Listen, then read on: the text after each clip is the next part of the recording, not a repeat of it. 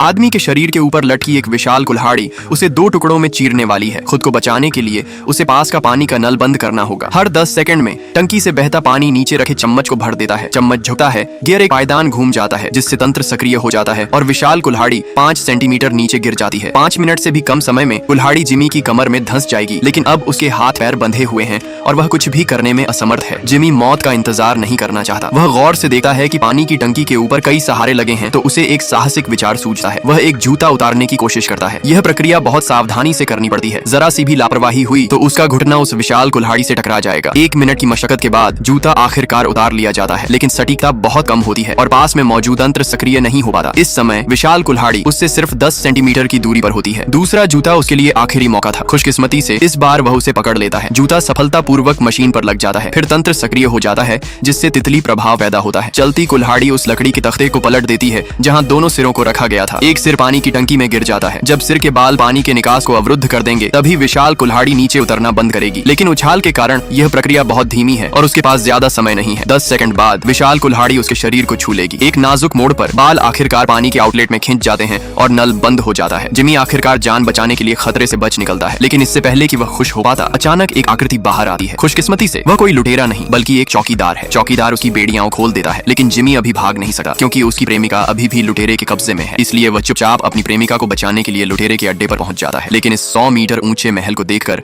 अगर कोई आम इंसान होता तो कब का हार मान चुका होता। जिमी अलग है। वह गणित, भौतिकी और रसायन विज्ञान में पारंगत है। कोई भी छोटी सी चीज उसकी नजर में एक उपयोगी उपकरण बन सकती है। जब सुरक्षाकर्मी बाथरूम जाते हैं तो वह जल्दी से जमीन से स्टील का पाइप खींचता है, महल के बाहर लगे झंडे को उतारता है, फिर झंडे को स्टील के पाइप के चारों ओर लपेटा है और अंत में दोनों को भांग की रस्सी से बांध देता है। इस तरह एक आसान चढ़ाई का उपकरण बन जाता है। लेकिन अचानक दीवार से टकराते स्टील के पाइप की आवाज बहुत तेज होती है जिससे आसपास के सुरक्षाकर्मी सतर्क हो जाते हैं। जिमी को अभी तक अंदाजा नहीं है कि नया खतरा आने वाला है।